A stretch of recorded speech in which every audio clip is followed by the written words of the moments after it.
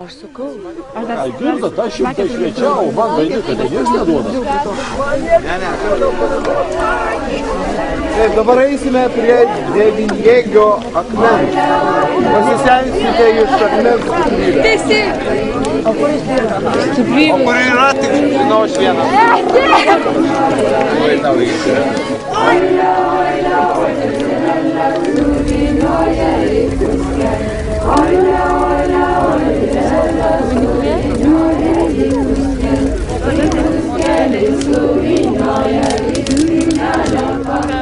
What does the dance mean to the dancers? How do we measure the beliefs that set those feet in motion? What we believe about our past shapes our view of who we are as human beings and how we are capable of living. We can dream of a culture of harmony and peace in balance with nature, but has there ever been one? Archaeologist Marija Gimbutas said, yes. She told a new origin story, that at the very beginning of Western civilization lay cultures that were long-lasting and peaceful. Marija Gimbutas was born in Lithuania, a land tucked away in northeast Europe, where remnants of an ancient world still linger, passed down through families, like these potters whose art reflects the myths and songs that left an abiding impression on Marija. She was forced to flee the Soviet occupation of her homeland during World War II. Refugees throughout the war, Marija Gimbutas and her family immigrated to the United States, where she became a world-renowned archaeologist whose scientific theories have sparked a great debate. Her theories are deep and complex, but simply put, they paint a new picture of the earliest layer of Western cultures.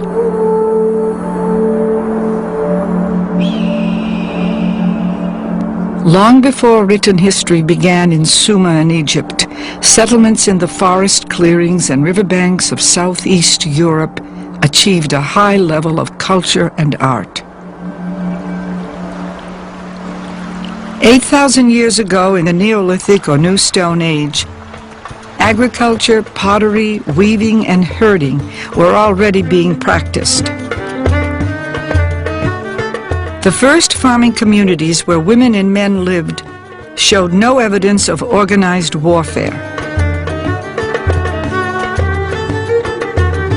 They left behind thousands of artifacts, a rich legacy of paintings, pottery sculptures, and figurines, all connected to goddesses and gods who are at the center of a rich religious life.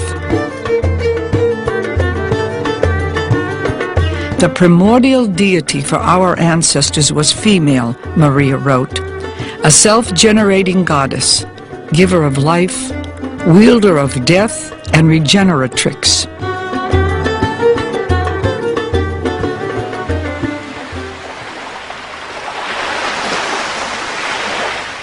She was the unity of all life in nature. Her power was in water and stone, in tomb and cave, in animals and birds, snakes and fish, hill, trees, and flowers. She was there for millennia, and she was always sacred, because what our forefathers understood was sacred earth. So living earth, Mother Earth figure is everywhere in European folklore to this day, and she is the metaphor of living earth, nothing else. I saw with my own eyes in these rather primitive corners of Lithuania when not only women, but also men were kissing earth in the morning. also the belief that Mother Earth is a lawgiver.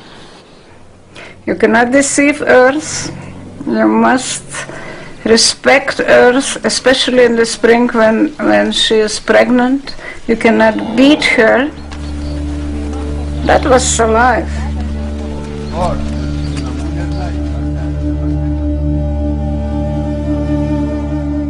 Marija traced a continuity of sacred earth symbols going back to the earliest human art.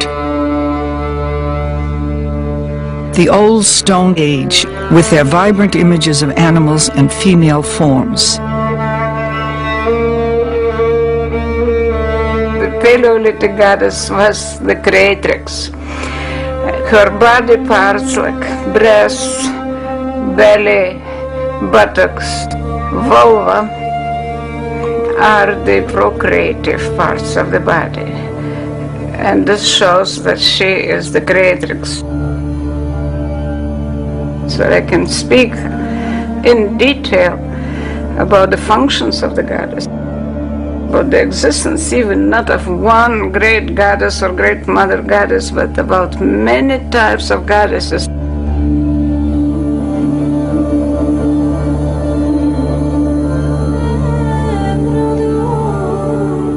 These images are not portraits.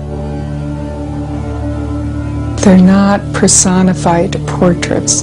They're amalgams of animals and birds with female form.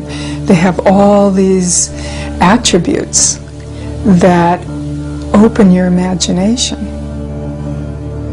She opened up the diversity of the Neolithic religious imagery.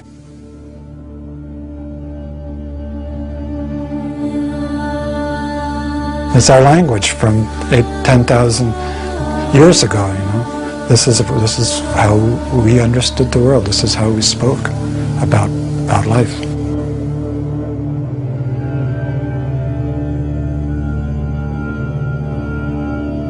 And if you don't like the term goddess because it comes out of classical Greek culture as a term or whatever, it's okay. But what this represents as part of our spiritual tradition of who we are is probably as old as human evolution.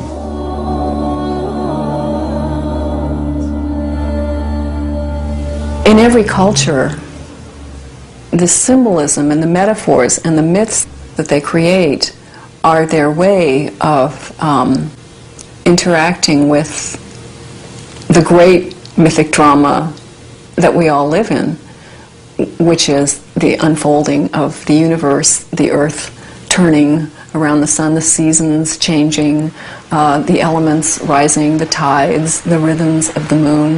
How shall we connect with this? How shall we create our cultural story?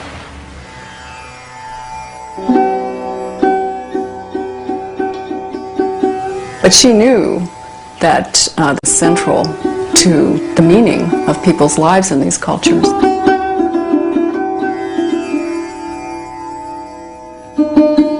Marija was the first scholar to bring together a comprehensive picture of this area she named Old Europe. Among its dozens of regional cultures, she found many similarities in symbolism, social structure, economy, and art. From their house sites, temples, and grave goods, Marija drew a picture of cooperative and peaceful societies, which lasted much longer than the empires that came later. To date, over 3,000 sites have been documented, and tens of thousands of miniature sculptures have been found, made of clay, marble, bone, copper, and gold.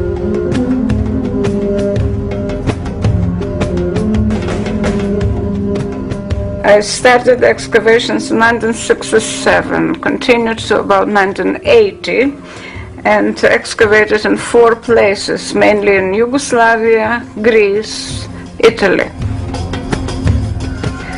All these excavations were important for my personal research because at that time I was discovering figurines myself. I discovered at least 500 sculptures. And it was not just sculptures, but the whole sequence of Neolithic culture starting from 6,500 BC up to the 4th millennium and even later.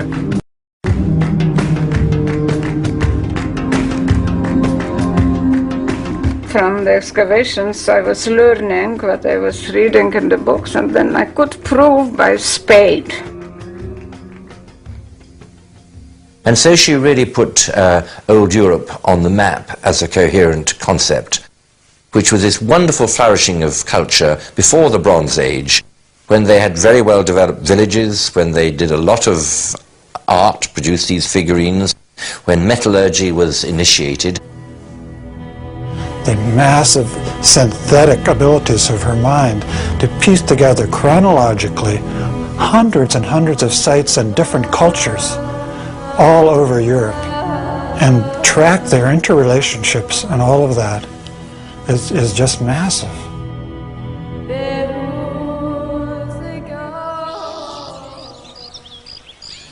She's pointing out a whole time here, and it's a time where everyone's roughly equal in rank.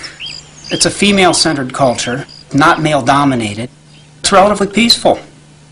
People can live like that and still maintain a large village and an elaborate culture. Some of the Lake Kukateni things those villages had 15,000 people living in them.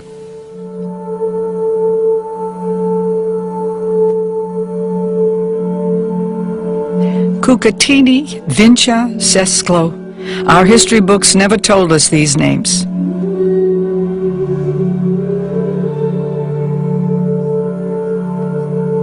Perhaps because without kings, warfare, and conquest, they don't fit the classic definition of civilization.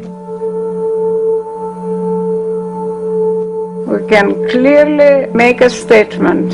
Old Europe is a peaceful culture without weapons. And the whole archaeological record, starting from the Paleolithic times, from the cave art, there are no scenes of people fighting each other, no groups of people fighting each other, no single people. Before what we think of as civilization, I was like everybody else. You know, civilization begins at Sumer, and it's always been warfare, and it's always been weapons, and it's always been kings and rulers, and somehow before that we were killer apes. You know, it was like straight from the killer apes to the killer guys, and you know, which is a very depressing view of history. And so someone who tells us that there were civilizations that could be peaceful, this is very threatening to everything we've been taught. And it's not only threatening to the power of men in our society, but to the way in which we've accepted that militarism is necessary, that the way to resolve conflict, the only way is to have a standing army. So she's really asking us, is the way we're living the best way to live? At first I thought, this is all fantasy. I could not imagine a time that was free from war. But after a lot of denial, and I began to carefully consider what she had written and examine her works more carefully, and it was like a deeply religious experience. To be swept out of one world and to be drawn into a much vaster and deeper sense of the universe. She's describing a world in which people were very connected. They were connected to the life process. They were connected to the seasonal cycle. They were connected to the understanding that the sacred is in the earth.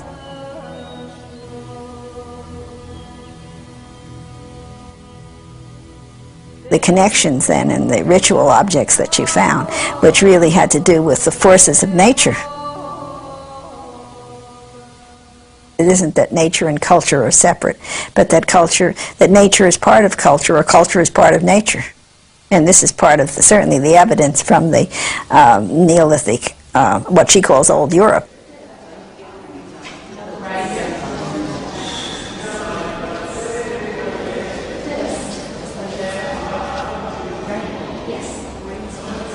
The Neolithic is the moment when the humans that moved, the hunters, the gatherers, when they finally settled down.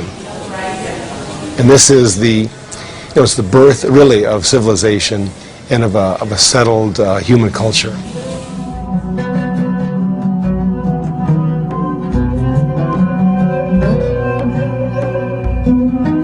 Civilization exists when people can pursue the arts, pottery making, singing, dancing. We have evidence of all of this from the earliest Neolithic throughout Old Europe. Gorgeous pottery, intricate designs, and they're relatively consistent throughout Old Europe.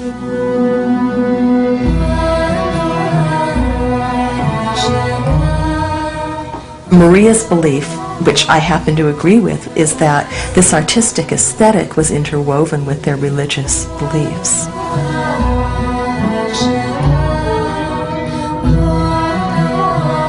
The three great creations of the Neolithic Revolution were agriculture, weaving, and the art of pottery making.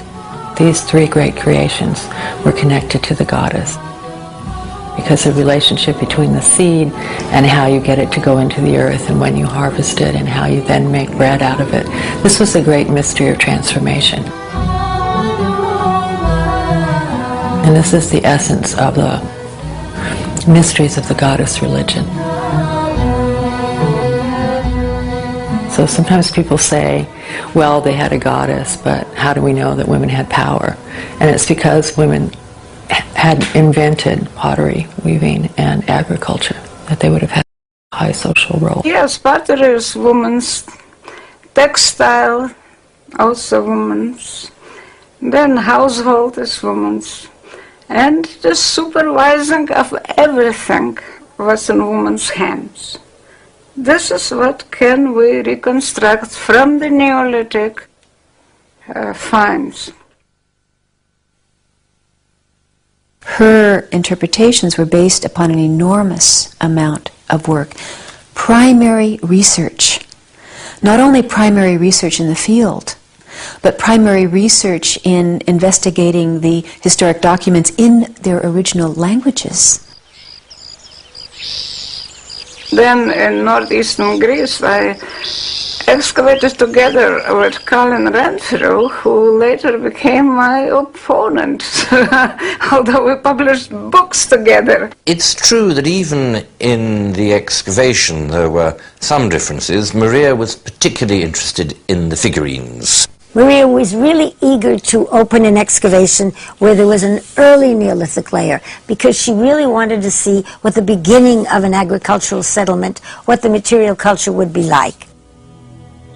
And Sitagri was extremely rich. It had over 200 figurines.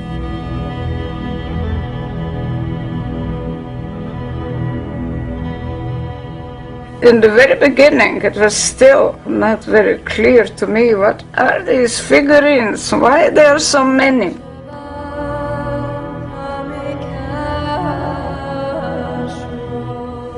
Then she developed her ideas about it, and one was that she could really understand the religion of these people from the figurines.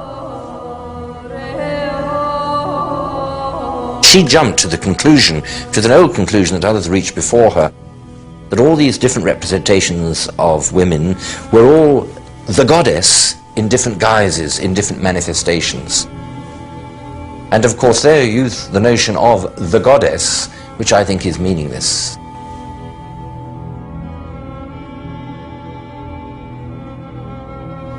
Now, once you get on that, once you insist every time you see a figurine of a woman, you say, well, it's the goddess. And if you point out it's very different from that one, well, it's a goddess under a different manifestation, that is no methodology.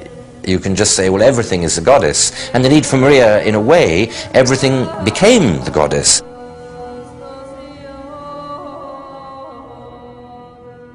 Early religion to Marija was not about sacred texts or dogmas, but about the great creative powers embodied in the natural world, the interwoven patterns that tie the universe together: birth, growth, death, and regeneration.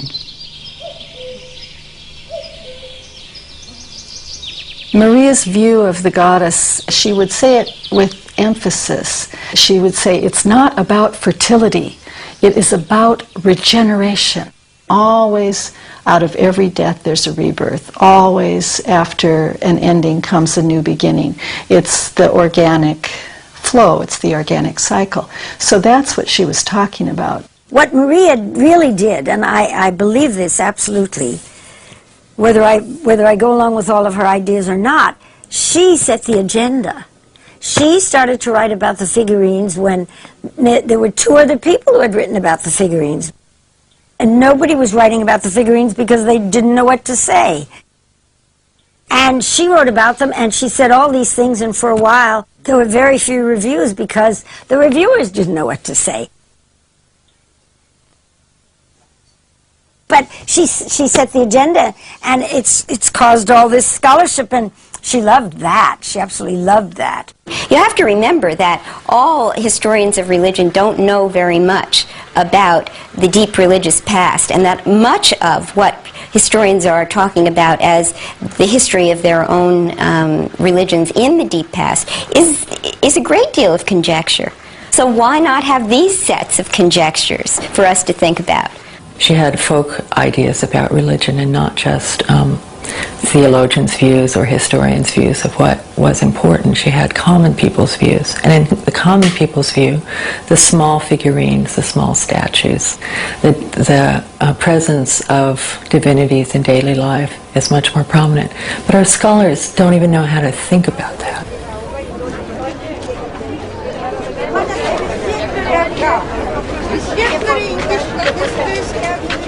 The common people of Lithuania, the old women of the fields and markets, had always been one of Marija's sources of inspiration.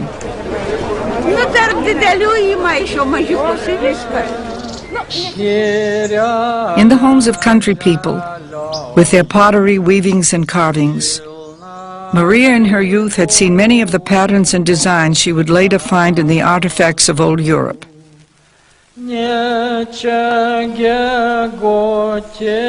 Common things encoded hidden symbols, Marija discovered, as she studied the rich folklore and folk art that surrounded her. Not so long ago, Marija wrote, the Lithuanian countryside was dotted with beautifully ornamented poles, capped by roofs and crosses, whose symbols radiated brilliant sunlight. They rose from the earth as the folk song had risen out of religious beliefs. Under the Soviets, Marija's early works documenting Lithuanian folk culture and symbolism were considered subversive and banned. But beginning in 1968, after 2 decades of exile, she was able to return home as a visiting lecturer at the University of Vilnius. In 1981, she came for 3 months. Her lectures helped inspire the Lithuanian resistance with a sense of their own rich culture, and throughout her lifetime she continued to return to her homeland.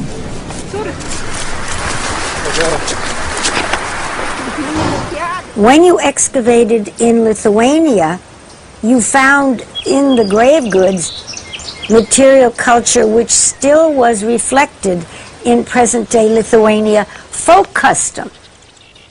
So she felt that if you studied the folk customs, the ethnography, if you studied the folk tales and the folk songs, and you knew the actual history and the language, that you could put all these things together and you might be able to reach some aspect of what is always so ambiguous, prehistoric religion. Because you see, she saw that in Lithuania.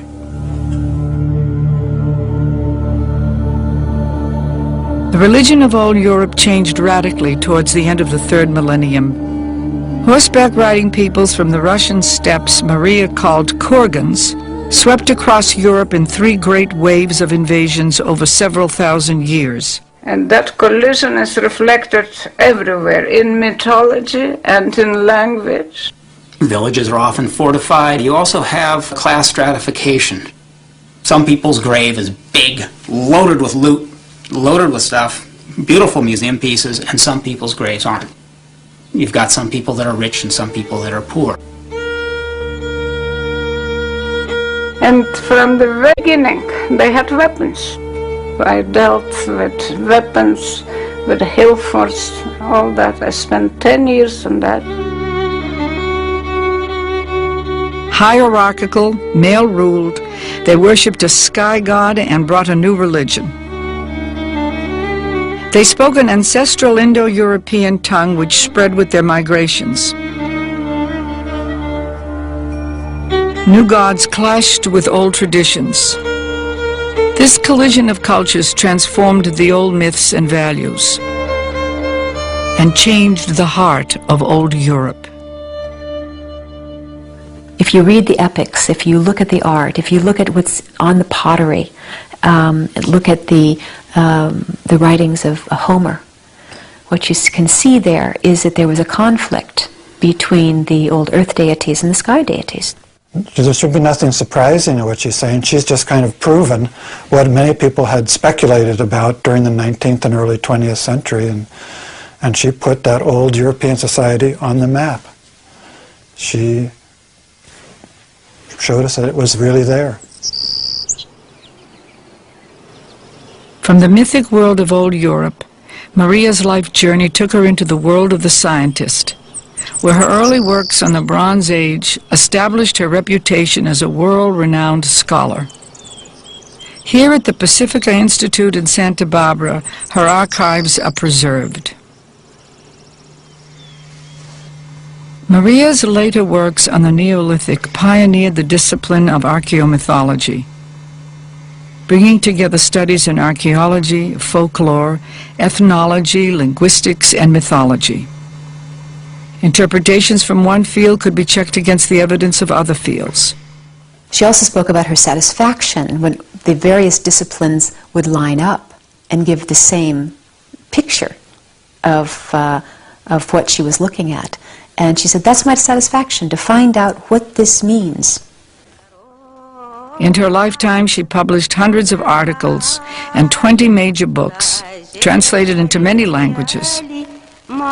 As archaeology restricted its focus to statistics and material culture, Marija broadened hers. She insisted that to understand our ancestors, we must consider their belief systems, which she saw encoded in their art. The Goddesses and Gods of Old Europe, published in 1974, was the beginning of a deep split with her colleagues. I mean, she was very, very well respected until she went into this material. She took a leap of faith by interpreting, saying that she could understand what this was pointing to.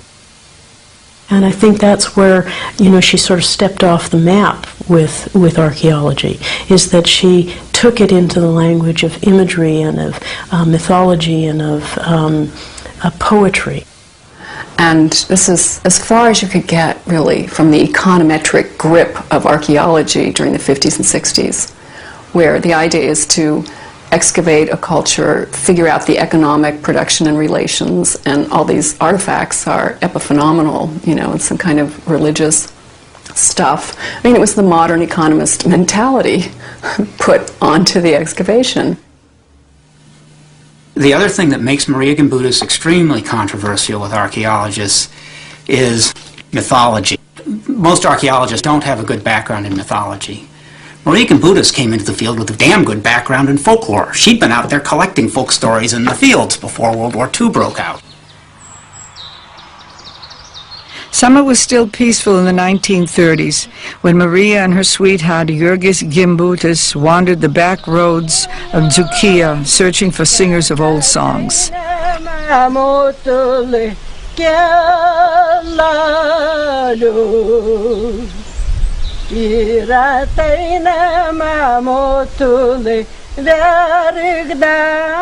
I was interested, of course, in folklore because throughout my high school years I already participated in ethnographical expeditions and I collected folk songs.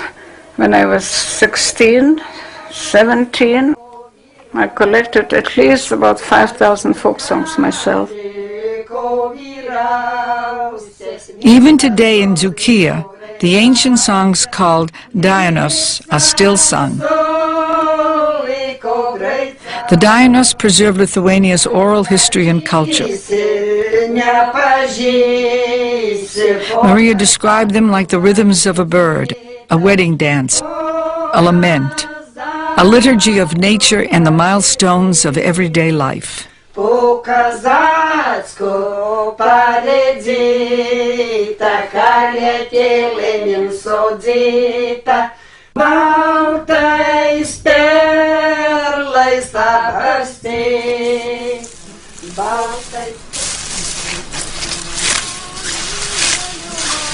Here, at this point, I start to understand what is the ancient song and what the song was in the very beginning.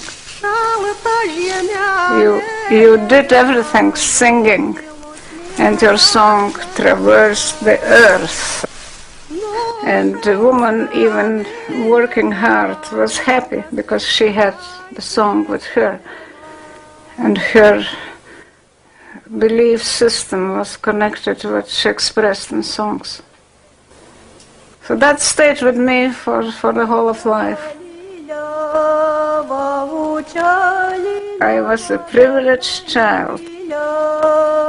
When I have difficult time now, I go back to my childhood, to abundance of love around me.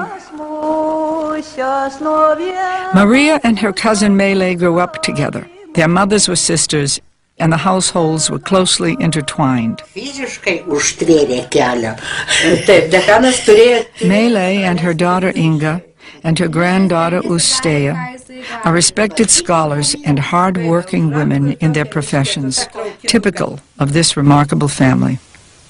Mamytė, mano mamytė ir jos mamytė buvo iš valstiečių, kilę nuo Šiaulių ir šitoj šeimoj 9 vaikai, 5 aukštąjį arba vidurinį mokslą baigė.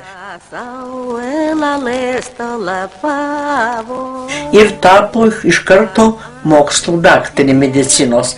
Tai buvo pirmoji Lietuvoj moteris su mokslo daktaru. Tai irgi taip pat rodo. Medicinos mokslo daktaru. Su okulistų medicinos mokslo daktaru. Medicinos moterų.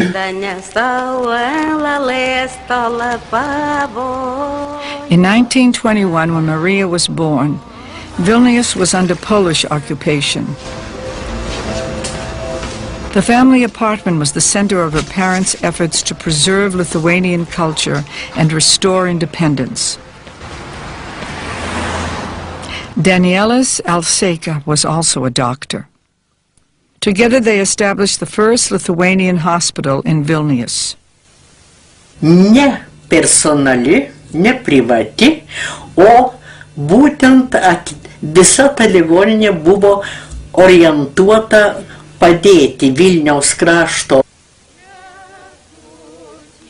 Ir štai Marijai šitas, ta aplinka, ta dvasia, ji pasiliko visam gyvenimui. My father was so busy, he was out all the time.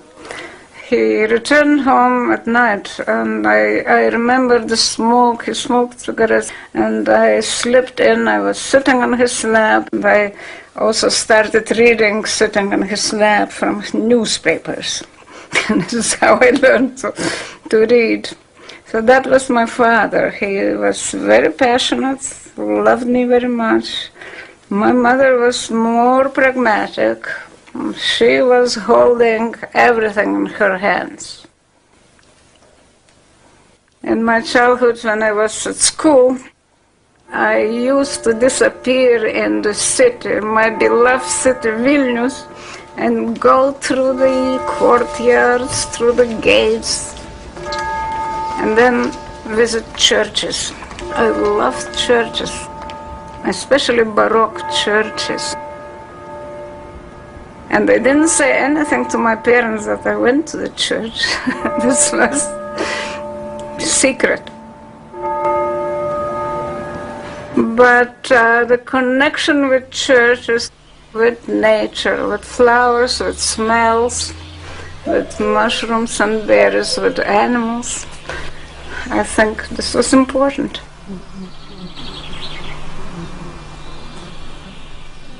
But then at the end of the high school, especially after my father's death when I was 15, it was a terrible shock. It was the beginning of a new Marija, interested in death problem, birth and death, regeneration, afterlife. And then I became a good student. Peace was shattered when the Soviets invaded Lithuania in 1940.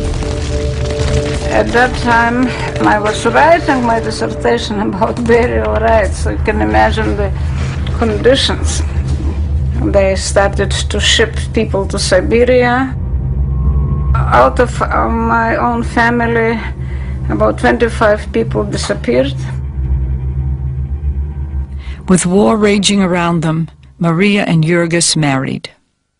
At that time when I was married, I thought, well, what I did now, it was a stupidity because I was not ready to marry, not at all. Well, I was married, and then a child was born in 43. Then the Germans invaded. The German occupation brought something different. Again, they started arrests, so who was not arrested now was arrested. The Germans destroyed Lithuania's once flourishing Jewish community. Then the Soviets came back. So we either escape or we shall be shipped to Siberia. Lithuanians by the hundreds escaped by way of the Nemunas River. The child was small and we were not practical. Because when I fled, I just had my baby in one arm and my dissertation in the other arm and nothing else. At the border, they were offered two choices, Berlin or Vienna. We wanted to go to Vienna. Marija and her family spent the rest of the war as refugees in Austria and Bavaria. When peace came, they went to Tübingen in southern Germany. Tübingen was considered to be one of the best universities and the first university to reopen after the war. I got my PhD degree in 2 years, and my book was published on the burial rites of Lithuania. Then in 1947, my second daughter was born. Then started my very good years in that camp, and very good people were around me, and hundreds of babysitters. So I used to take a train back to Tübingen library, spend days in the library, and my studies began there. I don't say that I finished my studies with a degree. No, I did something else, and what I did, I returned back to the same, to the folklore studies and to folk art studies, mainly. In 1949, the Gimbutas family, together with Jurgis's mother, were finally able to emigrate to the United States. They went to Boston, where Jurgis found work as an engineer, and Marija was offered an unpaid position at Harvard. I received a letter. If you are serious, you can continue your studies. We shall give you an office here. And if you want to produce a work on prehistory of Eastern Europe, you're welcome. Nobody understands the width and the breadth of information that she brought with her. She had this background of mythology. Then she had all these languages. And then she had her archaeology training, which was rigorous and European. So here I am at Harvard, and this was already 1950. And I knew that I am the only person who knows East European prehistory in the whole United States. There was practically nobody else. And that was my strength. Like so many women, Marija struggled to balance her professional life and her family life as the mother of now 3 daughters. What I remember of Mother,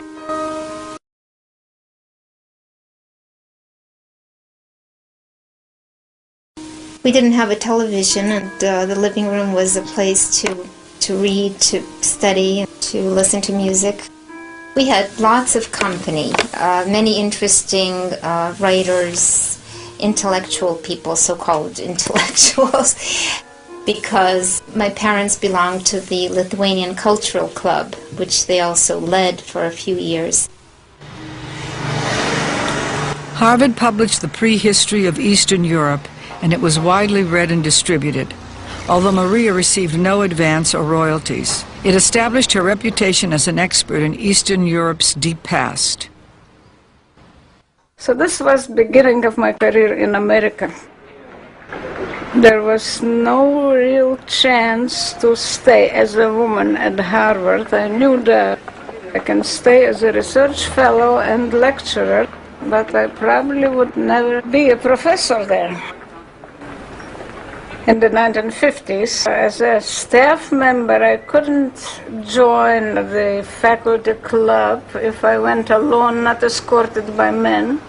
Also, 2 libraries were close to women, so that I couldn't really stand. I hated the situation. My relations with my husband, they were also never very wonderful. In 1963, Marija was offered a position at UCLA as a professor. She left her marriage and moved to California. I fell in love with California.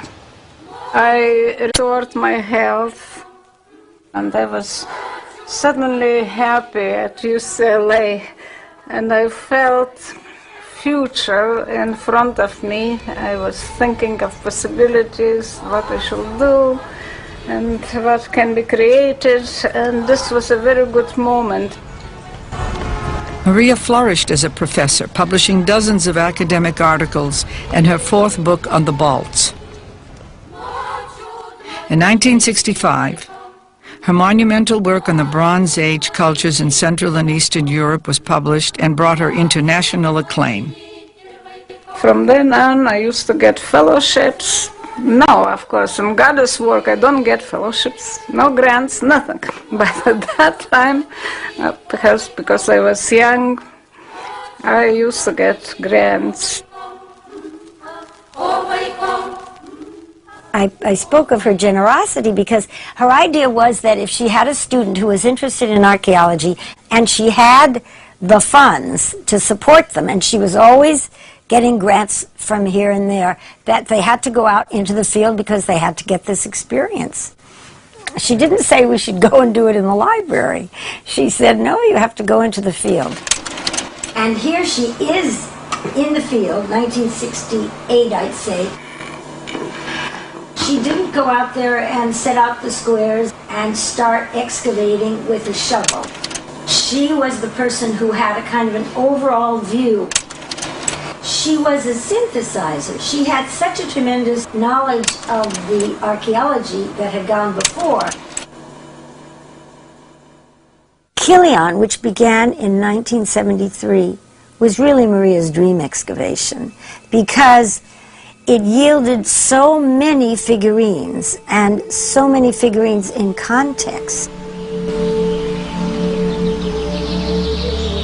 The settlement of Kilian in Greece, dating from the 7th to the 6th millennium BCE, was located in southern Thessaly and belongs to the Sesklo culture.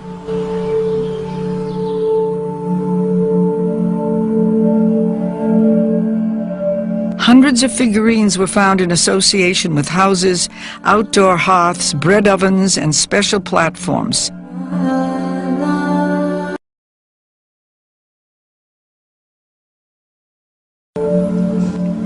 And that's the fun of it. You'll work out how many figurines are there that look like this on this particular site. What do the others look like? They're all talking about the diversity in terms of their shapes and their occurrence. Then you can say, well, where are they found? What are they found with? Did they believe in the goddess? Were there goddess worshippers? Were women respected?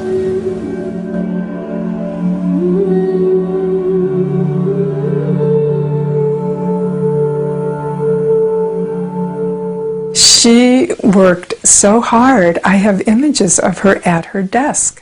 When I stayed with her every morning, I get up, she had already been up at the crack of dawn. She's studying, she's reading, she's looking, she's writing, taking notes.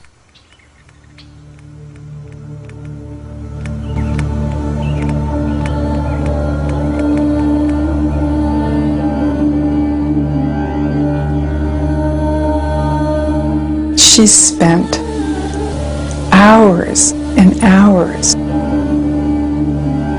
hundreds of hours, looking. She begins to connect these images together until eventually, over years, a narrative starts to emerge. And this is a long process. So she's going through all of these pieces. She's going through thousands and thousands of these artifacts and holding them and touching them and looking at them and beginning to seeing the patterns, seeing the overlapping patterns is a language in itself. In other words, it's a way of communicating. And that's why her artistic sensibility came to play so deeply in it, because it's not a written language, it's a visual language.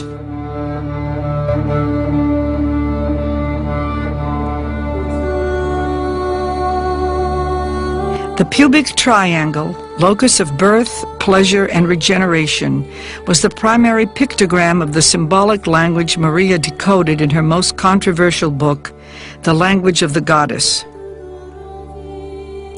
The triangle morphs into the V or chevron that Marija found marked on hundreds of bird goddess figures. She identified the zigzags and lightning bolts and sinuous meanders with water. Chevrons point to the flowing, nurturing waters of her breasts, source of life, sustenance, and her primal power. Her breasts are like her eyes, which also stream life-giving moisture. The coiled spirals are writhing snakes that shed their skin and come out new again. Symbols of regeneration. In the duck-faced water bird, these symbols combine. The bird lays the eggs that are seeds of rebirth. The fat, fertile goddess, mountain mother, Mother Earth, is sow, temple body, portal, mother and child, animal mother, the original Madonna. She is linked to the uterine-shaped bull's head.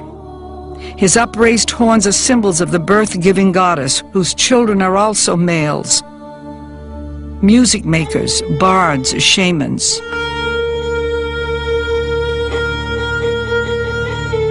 The bone-like death goddess Marija called the stiff nude. From her vulva came rebirth and regeneration. She is the owl, the funerary urn, the bird of prey, the meandering soul's journey. The goddess was fish. She had many animal forms. Egg-like, fertile, watery. She was the womb-like hedgehog, the double-axe butterfly of transformation. And Marija saw these symbols repeat again and again in infinite combinations that spelled out a mythology. What I have done is not a discovery of the goddess. I search for the goddess in Europe, especially, where treasures of information were never really touched before me. And I'm very glad I had a chance to do it. Marija presented her interpretations at many international conferences, but was often harshly criticized by her colleagues, who disputed her conclusions and did not understand her methods. Anybody who tells us that they know that this is what happened in the past has got to be questioned, because we're not going to know this is what happened in the past. If I can just butt in there, that's what's interesting with Marija, that in a way she did challenge authority. She did challenge the established authoritative picture or story of what happened in prehistory by writing about old Europe. On the other hand, she wrote that story in an authoritative fashion, we feel. She felt she had a direct line to these things. So she felt to some extent that she could understand it in an intuitive way. I'd almost say a feminine way, but that might be, I might be criticized by some of your more critical viewers, but she had a very holistic approach to things. And that's why it was so creative. It was that cross-fertilization of ideas which enabled her to see things which other people hadn't seen. But artists, ecologists, feminists, contemporary goddess worshippers, and social thinkers were deeply inspired by her work. When Marija began to publish her work on the symbolism of old Europe, it just happened to coincide with the second wave of feminism and the development of ecofeminism and the sense of rediscovering the fact that we are connected with this earth. There were feminists who found in Marija's ideas the scientist whom they had hoped would support their ideas that once God was a woman.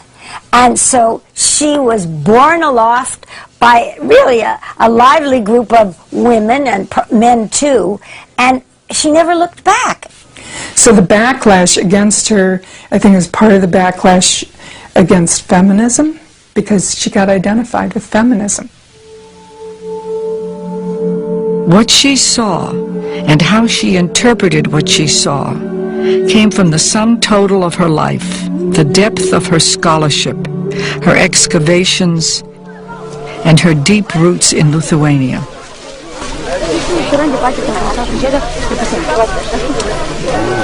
A new generation celebrates the summer solstice on this hill near Kaunas, maintaining a spiritual connection to nature that was a hallmark of Marija's life work.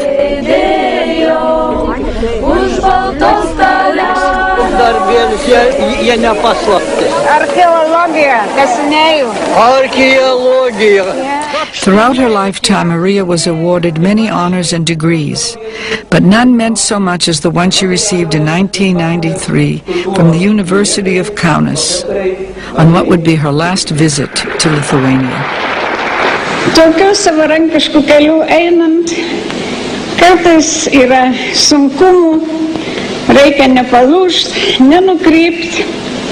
Ir tada žmogus ieška, iš kur pasisemti stiprybės, iš kur gauti gyvybės vandens. Ir man gyvybės vanduo visad buvo Lietuva ir mano vaikystė.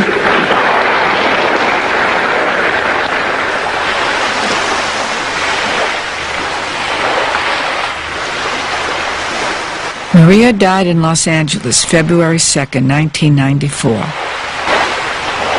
She asked for her ashes to be carried back to Lithuania, her beloved homeland, where goddesses have never been forgotten.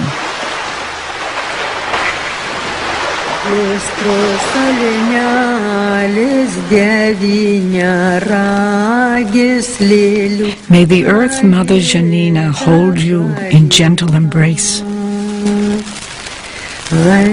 May the rays of the goddess Sula warm you in winter. May Medina, spirit of the forest, shade you in summer. May Lima, lady of good fortune, bring you all you can conceive.